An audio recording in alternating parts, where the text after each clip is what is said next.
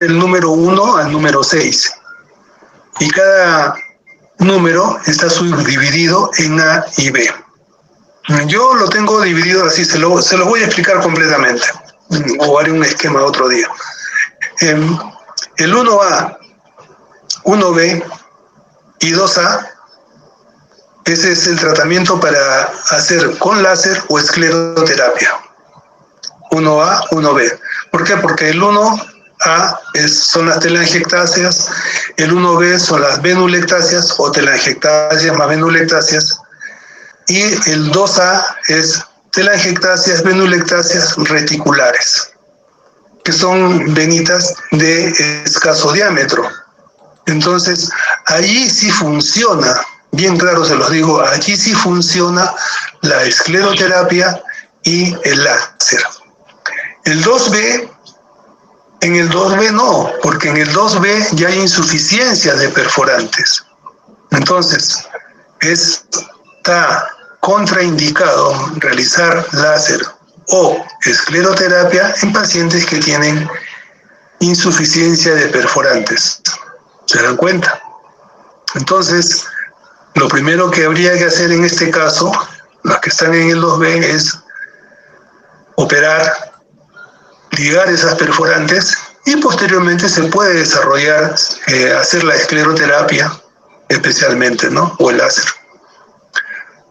Me pueden preguntar, doctores, pero ¿por qué está contraindicado? ¿Por qué? Porque si nosotros colocamos la sustancia esclerosante en una vena y que tiene comunicación con una perforante, la sustancia de contraste va a pasar al sistema venoso profundo, jóvenes.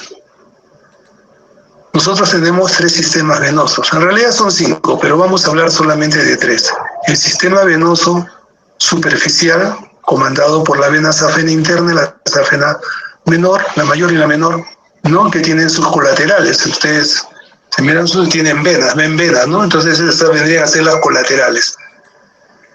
El segundo sistema es el sistema venoso profundo. El sistema venoso profundo está debajo de los músculos, ¿no? Es el que no vemos y es el que no se opera, ¿no? Entonces, el sistema venoso superficial transporta el 10% de la sangre, comandado por la safena, como les vuelvo a repetir, mayor y menor. El sistema venoso profundo transporta el 90% de la sangre. Por esa razón es que nosotros cuando operamos corazón y tenemos que hacer bypass, hacemos con la arteria mamaria, pero solamente nos da para hacer un bypass, por lo general la arteria descendente anterior. Y para los otros, para la coronaria derecha, para la marginal 1, marginal 2 o marginal 3, dependiendo de la cantidad de bypass que haya que hacer, lo que hacemos es extraemos la vena safena del paciente, ¿no? Y hacemos los bypass. Entonces, sin ningún problema, el sistema venoso profundo asume ese 10% de retorno venoso que hacía la vena safena. ¿Se dan cuenta? Entonces, el tercer sistema, les vuelvo a repetir, es el sistema de varices, de venas perforantes o comunicantes. Comunicantes porque comunican el sistema venoso superficial con el profundo, ¿no? O perforantes porque a través de agujeros fisiológicos, ¿no?, han perforado los músculos, ¿no?, para alcanzar el sistema venoso profundo. Entonces, el sentido de la circulación es del sistema venoso superficial al profundo a través de las comunicantes. ¿Ok? ¿Está claro ahora?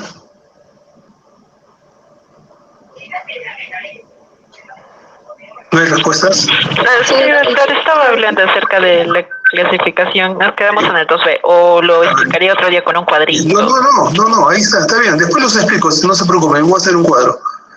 Entonces, el 2B es con insuficiencia de perforantes. Se operan y luego puedes hacer la escleroterapia sin ningún problema. 3, 4 y 5. La 3 y la 4 son ya desarrollo de colaterales, ¿no? Las venas que se ven en las personas, a hombres o mujeres. El 5 es el grado más de más dilatación de las varices, ¿no? Son unas varices, decimos varices gigantes. Y el grado 6 ya es con úlcera o sin úlcera.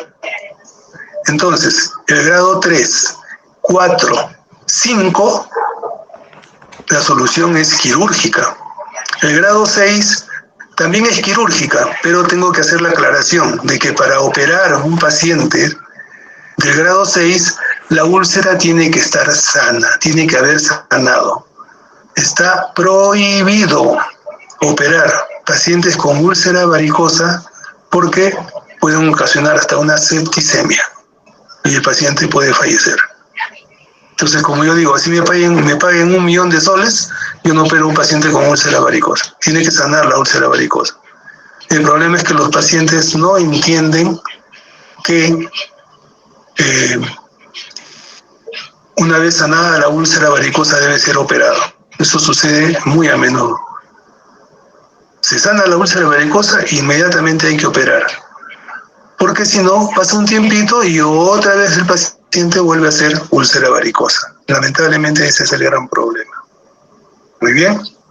Entonces, ahora sí está claro, jóvenes. Doctor, una pregunta. Sí. ¿Habría un porcentaje de... O sea, todas las varices siempre van a terminar en... O sea, si es que no se tratan en el... ¿se puede decir en el nivel 6 o hay un porcentaje? Varices que no se tratan van a terminar en el nivel 6, en la clasificación en el grupo 6, definitivamente. Pero pasan 20 a 30 años para que la persona desarrolle úlcera varicosa. Normalmente sucede eso. Entonces, ya varices 3, 4, 5, ya las 5 especialmente ya son consideradas varices complicadas, pues una cosa es operar una varices grado 3, otra una grado 5, ¿no? Peor 6, ¿no? Porque en la 6 hay que hacer otro tipo de cirugía, ¿no? Digamos cirugía de Linton, ¿no? Entonces, definitivamente que mientras más avancen en el estadio, lógicamente más complicada va a ser la cirugía. ¿Alguna otra pregunta, señoritas?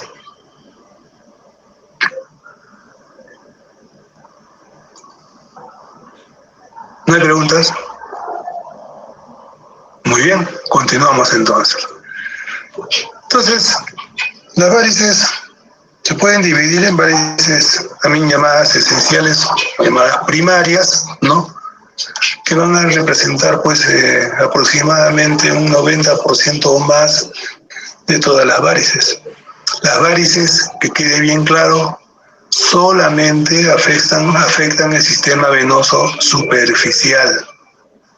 No existen varices internas. Ustedes deben haber escuchado eso, ¿no? Que hay personas, hombres o mujeres, que dicen, yo tengo varices internas. No existen las varices internas. Ese es un mito folclórico de la población peruana, ¿no? No existen varices internas, bien claro. ¿Ya? Más o menos, más del 50% de las varices que se presentan en los pacientes son en ambos miembros inferiores. Dentro de los factores de riesgo que involucran a las personas que tienen varices, por ejemplo, el sexo, ¿no? En el sexo hay preponderancia del sexo femenino en una proporción de 4:1. Pero lo que me he dado cuenta es que en estos últimos años, pues yo pienso que ese predominio ha bajado, ¿no? Está en 4:2, porque en las cirugías que yo hago de varices, pues también ha aumentado el porcentaje de cirugía de varices en varones, ¿no? Entonces, eso es a tener en cuenta. En cuanto a la edad, ¿no? Por lo general se dice de que aparecen después de los 20 años de edad, pero yo he visto pacientes, acuérdense que estas son estadísticas, ¿no? He visto pacientes con 15, 20 años con varices, ¿no? Y he tenido que operarlos, ¿ya? Entonces eso es muy importante. Otra parte que es importante es que por lo general las personas mayores de 70 años son los que más varices tienen, ¿no? El porcentaje de, si hacemos una relación de personas que se operan de varices, pues el mayor porcentaje es en personas mayores de 60 años, ¿no? Hay un porcentaje menor entre 40 y 60, menos entre 20 y 40. Si nos referimos a la parte de herencia, podemos decir de que si los dos padres, hombre y mujer, ¿no? Papá, mamá, tienen varices, entonces los hijos tienen un 90-95% de poder desarrollar varices. Ojo, de poder desarrollar varices. De repente alguno no, pero alguno también puede hacerlo. Si uno de ellos, el padre o la madre, tienen varices, pues hay un 50-55% de que puedan desarrollar varices también. Y si ninguno de los dos tienen varices, pues existe un 20 hasta un 30% de posibilidad que los hijos puedan desarrollar varices. Esa es una parte. La otra parte que hay que mencionar es de que tanto por el lado del padre y por el lado de la madre se consideran 5 generaciones. ¿Se imaginan ustedes? Entonces, por eso es que hay una gran cantidad de personas que tienen varices. En cuanto a la raza, la más frecuente pues es la raza blanca, ¿no? Pero hay varices pues en la raza asiática, en la raza, como le dicen ahora, afroamericano, ¿no?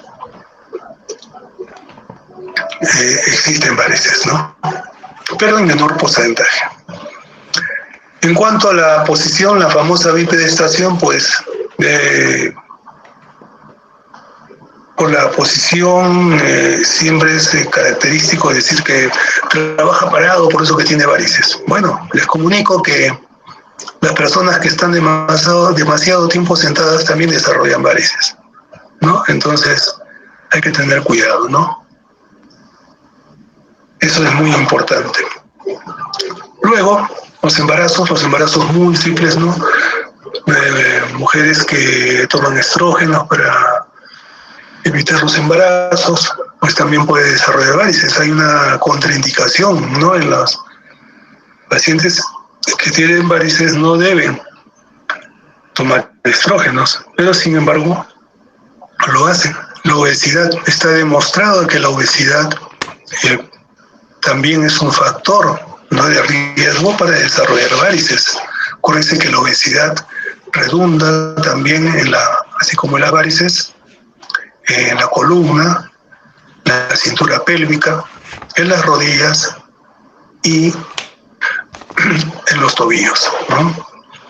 La exposición al calor, la excesiva exposición al calor o el usar las famosas prendas ajustadas, especialmente esos pantalones pitillos que han salido ahora, ¿no? Pues también es un factor de riesgo para el desarrollo de varices. El estreñimiento crónico, bueno, es porque estamos hablando de las hemorroides, ¿no?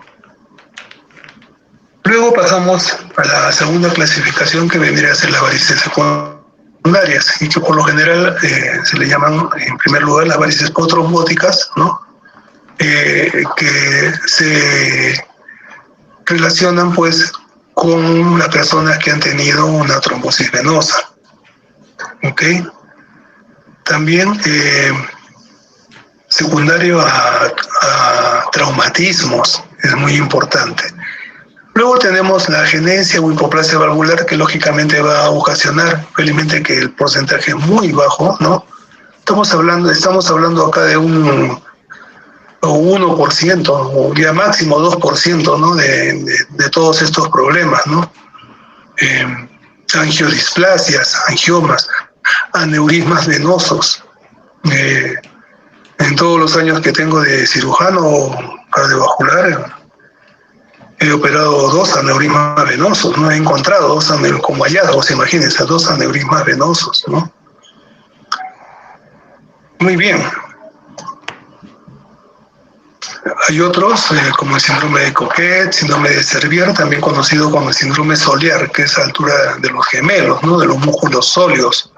Ya les mencioné los postraumáticos postquirúrgicos. Muy bien, entonces haciendo un resumen, ¿no? Tenemos que el 90% pues, de toda la patología venosa jóvenes eh, va a ser en varices, que es reflujos, trombosis, que es eh, obstrucciones, que puede ser profunda preponderantemente y la superficial en algunos trayectos, ¿no? Y en tercer lugar, los trastornos tróficos consecutivos a algunas flebopatías, que vienen a ser el 2% de displasias, como les mencioné. Y bueno, ahora, para acentuar un poco más los conceptos, las varices vienen a ser consideradas por una degeneración en el tiempo, ¿no?, de las venas, que esta dilatación va a ser permanente, ¿no?, e irreversible. Hay alteración en las fibras colágenas que van a provocar la distensión y si a esa altura pues se encuentra el aparato valvular, esas válvulas pues van a ocasionar la distensibilidad y lógicamente pues terminan produciéndose la insuficiencia de estas válvulas. Para que hagan un recuento, este es el sistema venoso profundo, el grueso, el sistema venoso superficial, y acá tienen ustedes el sistema venoso de perforantes o comunicantes. Normalmente la sangre pasa de la vena safena a través de las perforantes al sistema venoso profundo, ¿sí? 90% transporta el sistema venoso profundo y solo el 10% lo hace el sistema venoso superficial. Cuando hay, por ejemplo, insuficiencia de la safena, ven que se quedan abiertas las válvulas, por lo tanto la sangre empieza a retornar, ¿sí? Y cuando hay insuficiencia del sistema venoso profundo, pues la sangre también va a invertir el sistema de las perforantes y va a pasar al sistema venoso superficial. Imagínense, vamos a tener insuficiencia del sistema venoso superficial, insuficiencia del sistema venoso profundo e insuficiencia del sistema de perforantes, ¿no? Se puede llegar a producir. No es común, por si acaso, es raro encontrar eso, felizmente, ¿no? Porque lo que encontramos normalmente es esto. Entonces lo que hacemos es operar, extraer la safena, ligar perforantes y también colaterales, ¿no?, que se desarrollan a partir de la vena safena interna, llamada también safena mayor. En cuanto a la varicoflebitis, también conocida como trombosis venosa superficial, se refiere a que hay una formación de trombos, ¿no?, que ocluyen la luz de un determinado sector, que puede ser de la safena o puede ser de una colateral, ¿no? Esos trayectos son obstruidos por trombos, ¿no?, y pues generan lo que se conoce como varicoflebitis o trombosis venosa superficial. ¿Quiénes pueden ocasionar esto? Por ejemplo, traumatismos, ¿no? La escleroterapia, cuando es desarrollada en venas grandes, no da buenos resultados. Lo que va a ocasionar es justamente trombosis, ¿no?, una varicoflebitis. También puede desarrollarse una varicoflebitis por una picadura de insecto, también por infecciones, por el hecho también de que se extrae sangre, ¿no? Ahora está un poco más frecuente esto, ¿no? Y lamentablemente, pues, lógicamente, sin querer, la persona que extrae sangre puede ocasionar también una trombosis superficial. Igual el hecho de colocar venoclisis, ¿no?, está presentándose con alguna relativa frecuencia esta complicación, ¿no?, de varicoflebitis, también llamada trombosis venosa superficial, de un determinado trayecto venoso. ¿Okay? La trombosis profunda, para continuar con esto, ¿no?, Bueno, pues son la formación de trombos en el sistema venoso profundo, ¿sí? Lo vamos a desarrollar en otro tema, cual es una parte nada más ahora, ¿no? Estas trombosis venosas, porque tengo una presentación exclusivamente de trombosis venosa profunda, ¿no? Donde vamos a desarrollar un poco más profundamente ese tema. Pero para que tengan unos conceptos, ¿no? Esta trombosis venosa profunda puede ser parcial o total. Por ejemplo, parcial puede desarrollarse a nivel plantar, en la pierna, a la altura de la pantorrilla, por ejemplo, en los músculos óleos o gemelos, ¿no? Las venas tibiales, anterior, posterior, peronea o en alguna perforante, que es raro. En el sector popliteo, en femoropopliteo, o en la región femoral o hilo femoral, que puede ser parcial o total, en la vena cava o en la vena hipogástrica, ¿no? Que es rama de la vena ilíaca, ¿no? También llamada ilíaca profunda, porque tenemos la ilíaca superficial, ¿no? Para que tengan un concepto de una trombosis parcial. Lo más importante acá es la total, ¿no? Y tenemos tres de ellas. La flegmasia alba dolens, alba viene de blanca, ¿no? Que es cuando la trombosis venosa es femoroilíaca, o sea, va de abajo hacia arriba.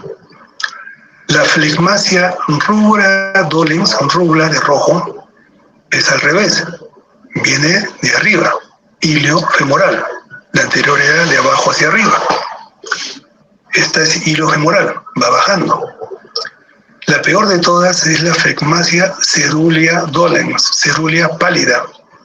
Esta es considerada como ilio femoral masiva. Esta es la complicación más grave que puede haber, porque incluso esta flegmasia cerulea dolens va a comprometer las arterias. Va a ser tan severa que va a haber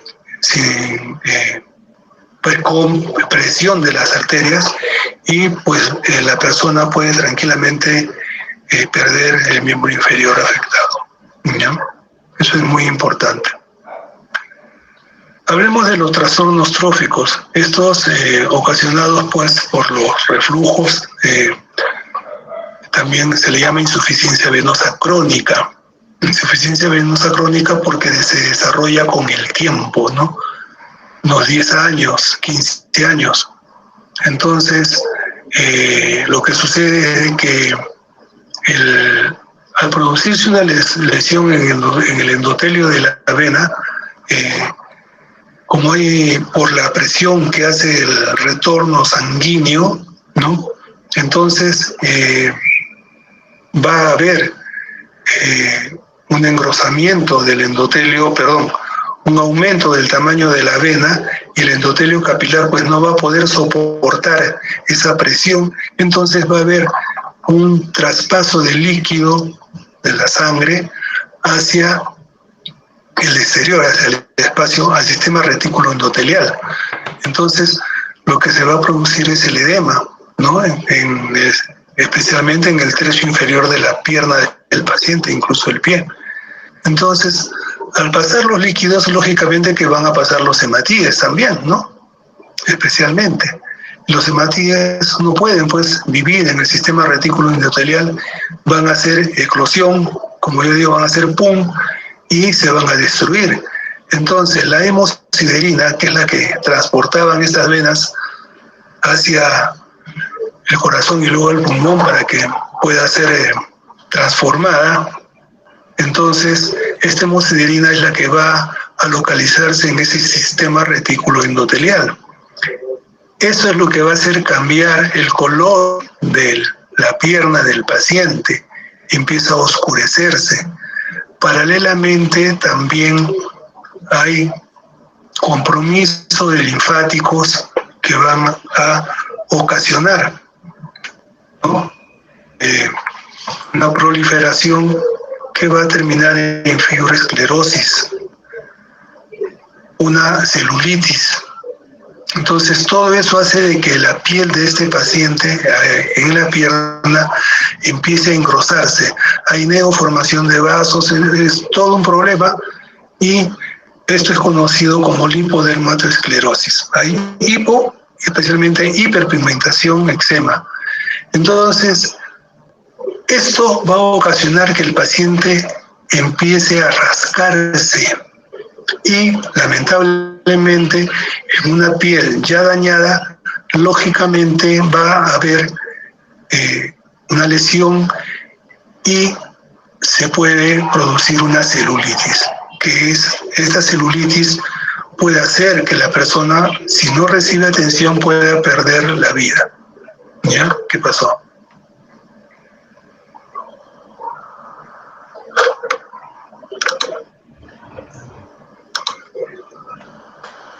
Perdón, no sé qué ha pasado. Ya. Bien, entonces, como les mencionaba, no sé qué está pasando.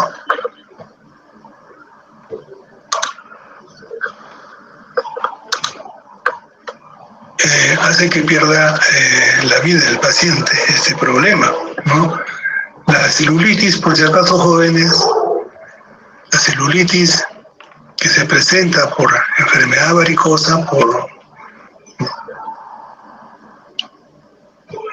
tiene que ser tratada con antibióticos por vía endovenosa. La vía oral no le va a hacer nada. Se va a reír la celulitis de los antibióticos por vía oral. Tiene que ser endovenoso. Y por lo general, al menos yo trato de 7 a 14 días con antibióticos por vía endovenosa a estos pacientes cuando presentan la celulitis.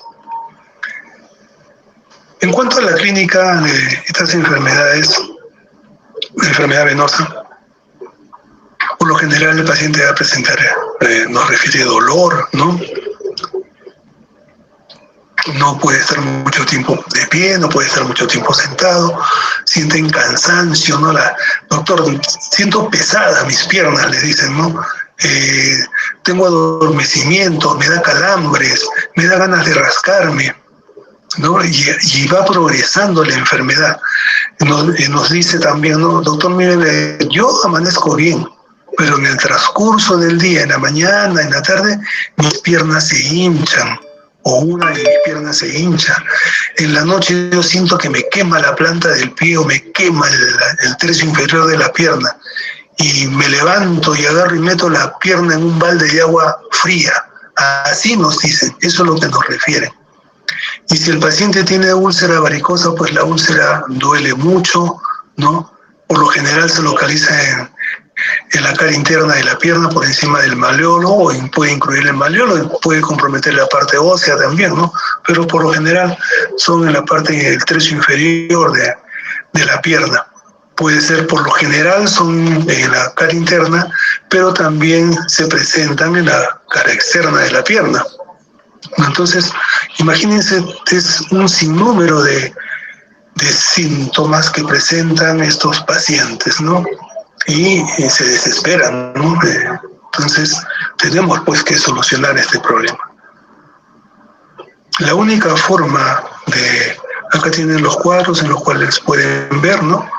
De solucionar las varices es quirúrgicamente. No hay otra forma. No existe medicamento que solucione las varices. Ténganlo bien en claro. No hay pastillas, no hay cremitas, no existen. En promocionan, yo veo por la televisión, no, sí, aplíquese tal crema y la varices desaparecen. Mentira. Solamente son sintomáticos, ¿ya? Sintomáticos. No existe cura con pastillas o cremas para las varices. Las varices solamente se manejan quirúrgicamente. Muy bien. Entonces, como siempre yo hago hincapié, nosotros para llegar a un buen diagnóstico tenemos que hacer una buena historia clínica. Es la base de diagnóstico, señoritas. Acuérdense bien, la anamnesis, los síntomas, los signos, el examen físico que se realice en el paciente o la paciente nos va a llevar al diagnóstico. Con el diagnóstico nosotros vamos a llegar a una clasificación, en este caso, con lo cual vamos a hacer el tratamiento adecuado de cada paciente. Evaluaremos también el resultado del tratamiento, ¿no? Y lógicamente vamos a dar un pronóstico. Por ejemplo, en este caso de varices, porque esto es general, las varices, nosotros tenemos que decirle al paciente, sí, nosotros lo operamos, le solucionamos el problema, pero usted tiene que usar medias para varices. Hay medias para varices para hombres y mujeres de baja compresión, mediana compresión, alta compresión. Entonces, porque el paciente no va a creer que lo que ha tenido 20, 30 años se va a solucionar de la noche a la mañana, no, no es así. La parte quirúrgica soluciona la parte de las varices, pero la hipertensión venosa que tiene el paciente no se soluciona pues con la operación, se va a solucionar con el uso de las medidas para varices, ¿no? Con una vida metódica que lleve al paciente, bajar de peso, por ejemplo, hacer ejercicio. Eso es lo que hay que hacer. Hay ejercicios para mejorar la circulación, especialmente a nivel de las piernas. Entonces, eso es lo que hay que hacer. Hay unas varices que nosotros llamamos las varices difusas. Las varices difusas, pues es terrible. Es para enseñarles a ustedes, ¿no? Porque el paciente tiene todos los tipos de varices, pero no es ninguna gracia pues que el paciente tenga eso, porque estas son las varices que los pacientes dicen, me han operado y me han vuelto a salir. Mentira, no le volvieron a salir, sino eran las varices, las telangiectasias, las venulectasias especialmente, que las veía chiquitas y después han crecido. Con el tiempo crecen, ¿no? Entonces eso es lo que sucede, ¿ya? Muy bien. En cuanto a la clasificación de varices, existen varias clasificaciones. Yo he puesto 4 clasificaciones, pero existen más. La primera es según el criterio morfológico o anatómico. La segunda, el criterio etiológico. La tercera, sobre el criterio clínico, la cual tiene 2 clasificaciones, una es la de Hash, la otra de Whitmer. Y la cuarta clasificación, que es la CEAP, que es la más completa de todas. Se reúne en realidad todas las anteriores, ¿ya? Vamos a hablar entonces de la primera. Según el criterio anatómico o fisiológico, tenemos las telangiectasias, ¿no?, que les mencioné, que van de 0 a 1 milímetro de diámetro. En segundo lugar tenemos las venulectasias, llegan a tener un poco de más de 1 milímetro de diámetro, ¿no? Por ejemplo, ahí lo tienen, ¿no? Sin tratamiento, sin escleroterapia, y al costado cuando ya se realizó la escleroterapia, ¿ya? Así quedan. Como les digo, yo hago escleroterapia, yo hago con un medicamento que se llama polidocanol, al 3%, lo traigo de Estados Unidos, o de México también, la última vez he traído de México, que da buenos resultados. Pero como les vuelvo a repetir, solamente lo hago en venulectasias y en telangiectasias. Algunas reticulares, ¿no? Pero no más. Las reticulares, como ven, también se puede hacer la escleroterapia. Es la tercera. Ya tributarias ya son unas colaterales, son las que yo llamo colaterales, son mucho más grandes, ¿no? Acá no, pues no, la escleroterapia no va a surtir efecto. Lo que vas a hacer es trombosar la vena. Tronculares, que se vienen los troncos, vean ustedes, ¿no? Severas, ¿no? Grandes, ya tipo 4 o 5. Según el criterio etiológico, tenemos 2, las varices esenciales primarias y las varices secundarias. Las esenciales o primarias son las que normalmente tienen las pacientes, y hombre o mujer, y pues ahí el factor hereditario es el que juega gran preponderancia, ¿no? Las varices secundarias, como les mencioné, puede ser a trombosis venosa profunda, traumatismos, especialmente, ¿no? Compresiones extrínsecas, por ejemplo, una tumoración a nivel de la ingle, puede comprimir la safena y lógicamente puede ocasionar su insuficiencia. La escleroterapia puede ocasionar también, y las angiodisplasias. En tercer lugar, pasamos a hacer la clasificación con el criterio clínico. Tenemos la clasificación de Hash. Esta es para la insuficiencia venosa superficial. Aquí depende de dónde está localizada la incompetencia, ¿no? El estadio 1 va a ser cuando la incompetencia o el reflujo de la vena safena mayor o menor.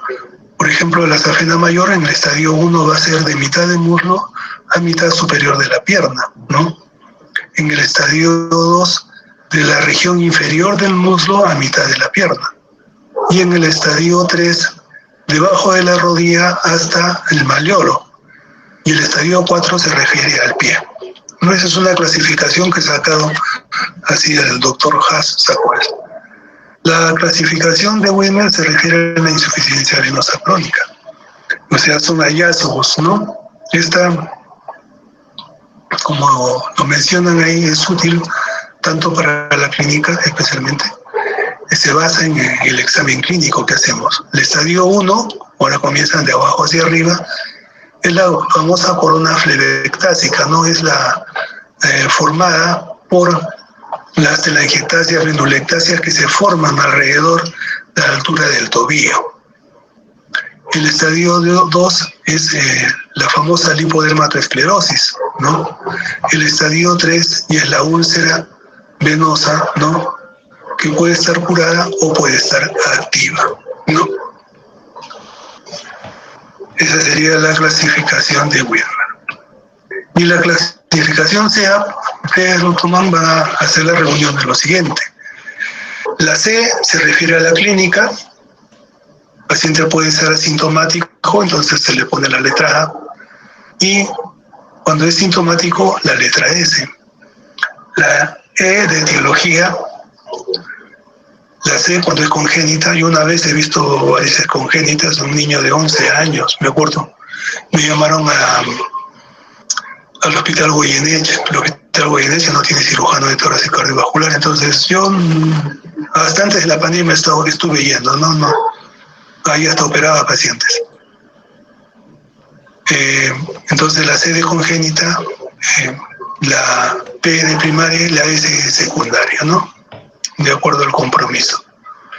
Luego pasamos a la letra A de anatómica, cuando el compromiso son de venas superficiales, entonces es AS, de venas profundas, AD, y de perforantes, o sea, estamos hablando de los 3 sistemas. Y la patofisiología o fisiopatología, ¿no?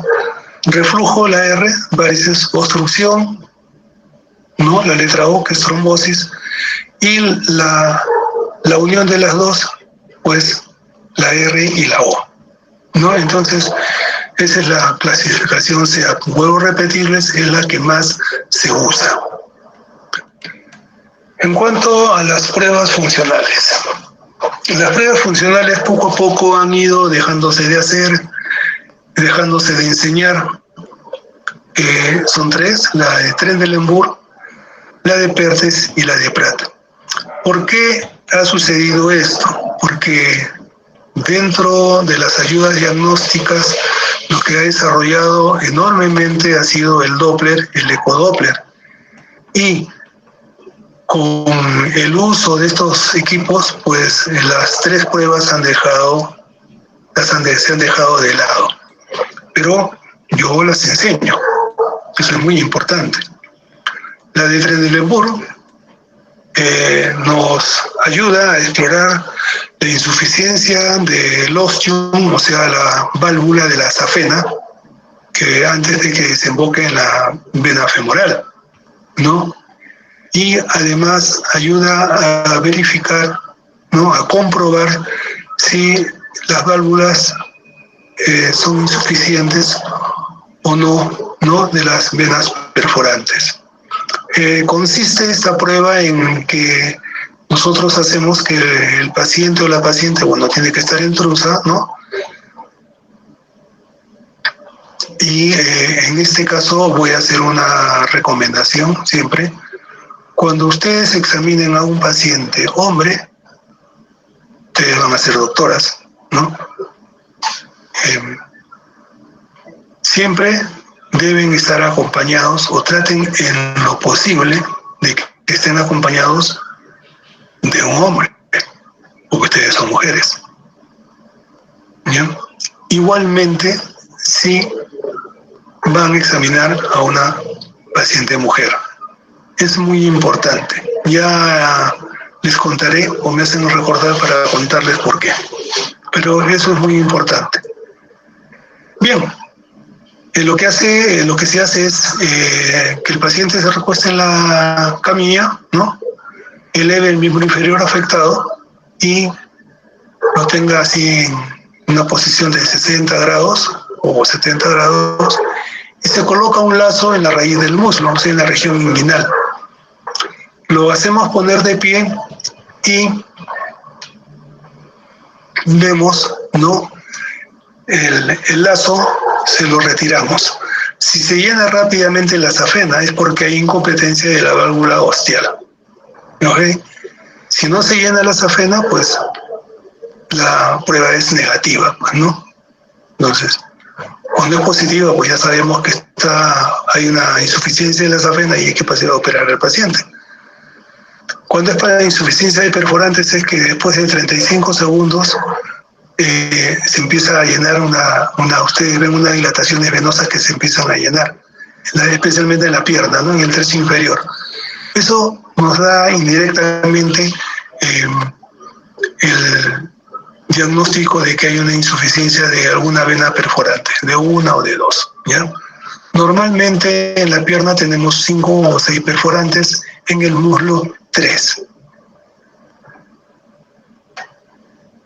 La prueba de Perthes se refiere a comprobar el estado de la circulación venosa profunda. Igualmente se coloca un lazo en la raíz del muslo, ¿no? Se hace caminar al paciente por 1 minuto, ¿no?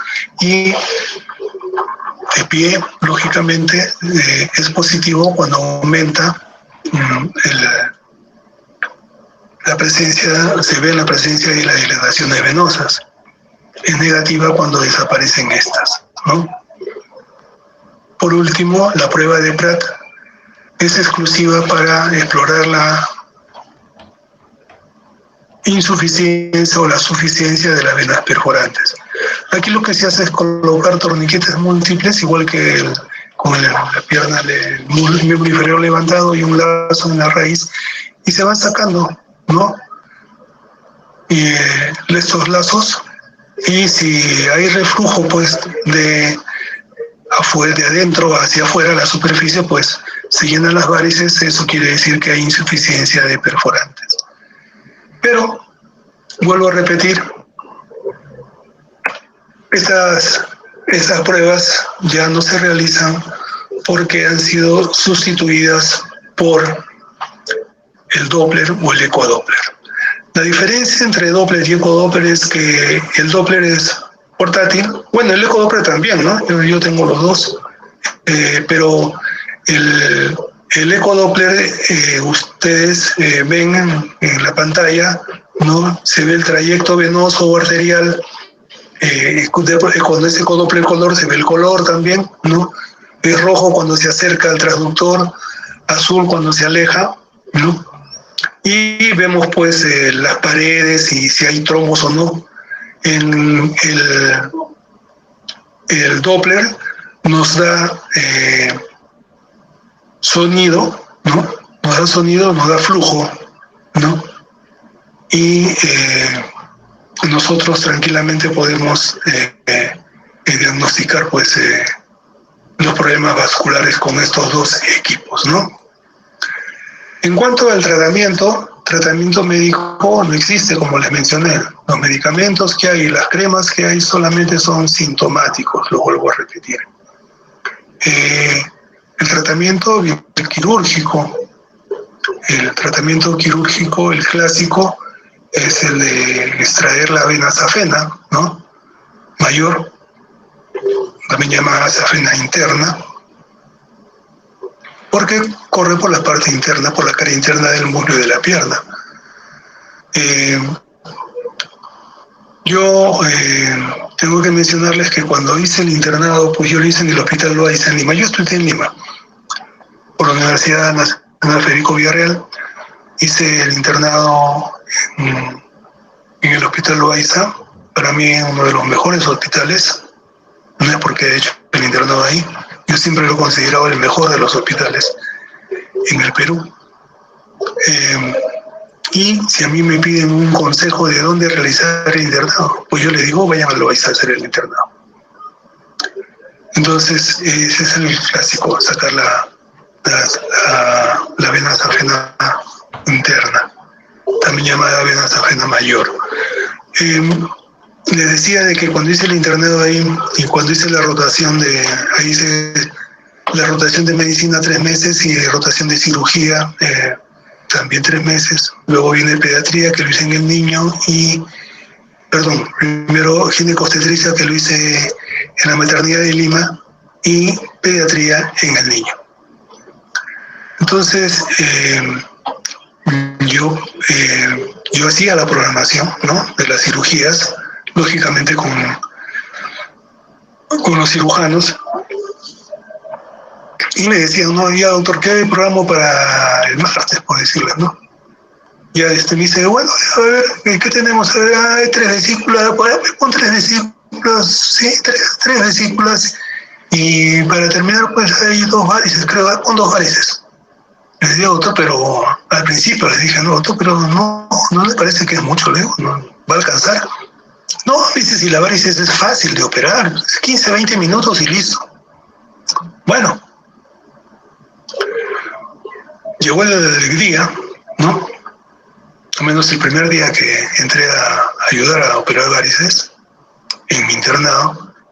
Y efectivamente, pues el doctor hizo una incisión por encima del malleolo interno, luego una en la región inguinal, pasó me acuerdo bien, un flebo extractor que era de un material quirúrgico, ¿no? De alambre grueso, ¿no? Especial era, pero era un alambre grueso, ¿no? Y tenía unas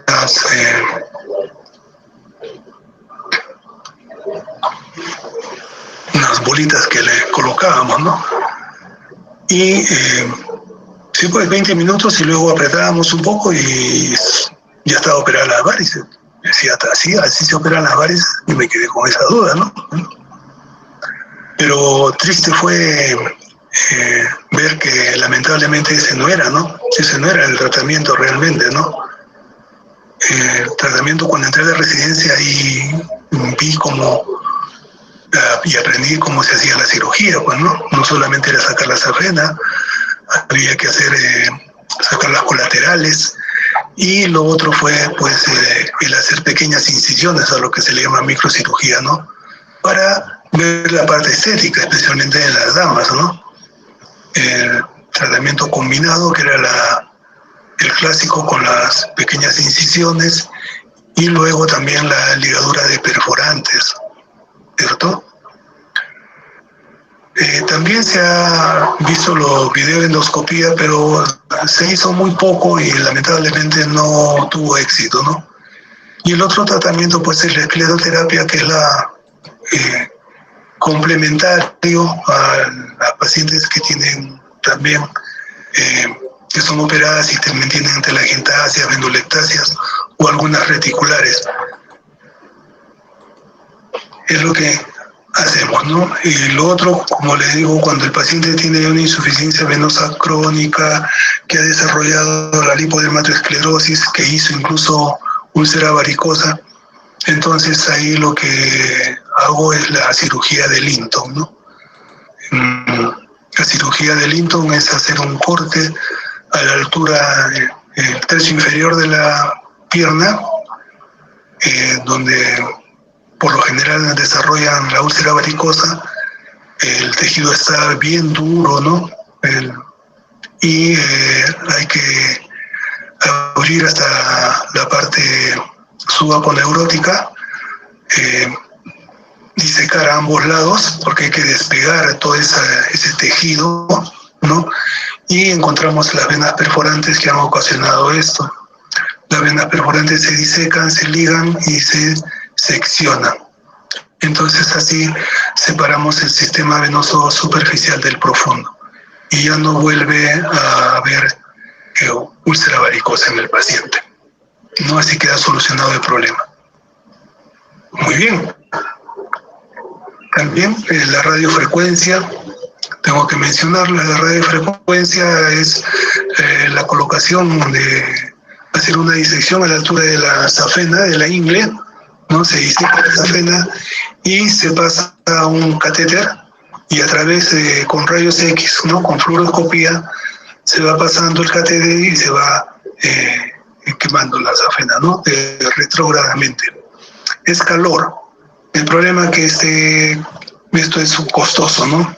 El láser igualmente, también hay que disecar, igual hay que pasar el catéter y calor. Entonces hay que tener mucho cuidado porque como hay calor, pues si nos pasamos de calor podemos ocasionar una iatrogenia y poder quemar parte del tejido de la persona, ¿no? Entonces hay que tener cuidado.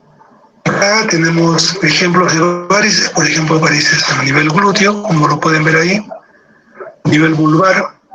Cuando hay varices a nivel vulvar, tenemos que hacer una flebografía, ¿no? De la región hipogástrica de la paciente, especialmente en las mujeres se presenta esto, ¿no? Y que hay también varices en la parte interna. Entonces, ahí se puede operar, pero va a ser pues muy traumático, ¿no? Entonces, lo que se hace es, a través de la safena, se diseca la femoral, se pasan catéteres y se colocan unos coils para obstruir esas venas y se soluciona esa parte. O sea, no solamente es operar la parte de las varices vulvares, sino también solucionar en la parte interna. Eso es muy importante. Los sistemas venosos, bueno, acá tenemos lo que se conoce como el mapeo, otros le dicen mapeaje o cartograma de las varices, ¿no? Entonces ustedes ven, yo lo que he hecho es, yo modifiqué esto, bueno, nosotros lo que hacemos es solamente colocar puntos, o unas rayas nada más, no de a dos, ¿no? Entonces, más fácil se nos ha hecho así. Acá tenemos un compromiso total de la vena safena interna, como ven ustedes aquí, y con la dilatación de colaterales también, ¿no? Aquí estamos marcando perforantes porque hay que tener cuidado aquí, hay que hacer una incisión también para disecar y ver la perforante que está ahí, ¿no? Porque si no va a haber un excesivo sangrado. ¿Ven ustedes?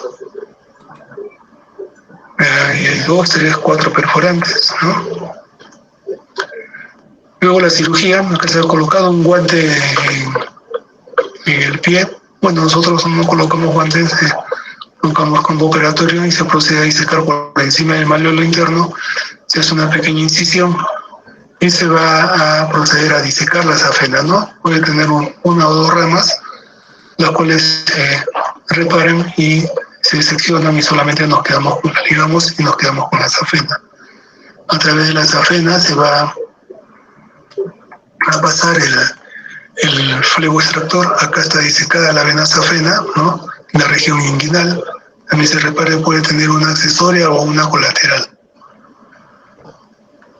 Entonces acá el paciente ya está operado. Acá se forman hematomas, por lo general se forman hematomas en los muslos, porque a veces no se presiona, se tiene que hacer compresión. Una vez realizada la fleboextracción, se hace una compresión, ¿no? En el muslo, tanto en el muslo como en la pierna. Eso evita que se formen hematomas, ¿no?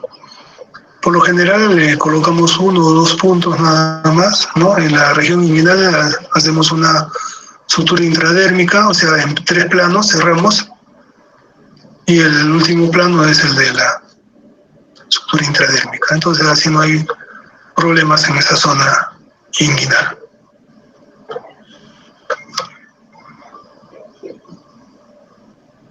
Vean ustedes si se ve. Ya cuando el hematoma está desapareciendo, los hematomas desaparecen totalmente a los 21 días. También hay un tipo de cirugía cuando solamente se presenta en 1 o 2 sectores, que se llama el método Chiva, que es el tratamiento ambulatorio. Solamente se hace con anestesia local y pequeñas incisiones igualmente, ¿no? Se marca, ¿no?, el sector y se coloca la silocaína, el anestésico, y luego se procede, y ahí se termina de colocarla. Luego procedemos a extraer las venas, ¿no?, con un ganchito o con pinzas, ¿no? Y se procede a extraer. Se va extrayendo y hasta que se llega al tope y se liga y se secciona.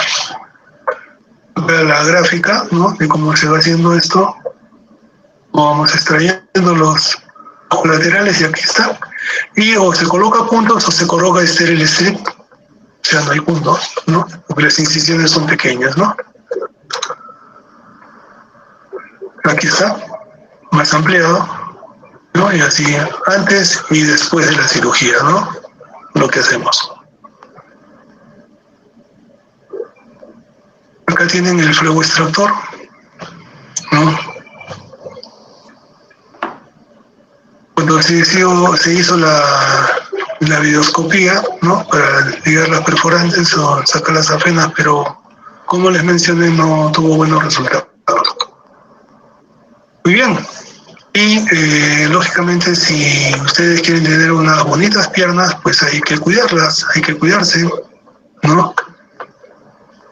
Y así estarán muy bien luciendo sus piernas en las playas, piscinas, ¿no?, cuando toque volver a ir. Bien, eso es lo que corresponde a la clase. Si hubiera alguna pregunta, me lo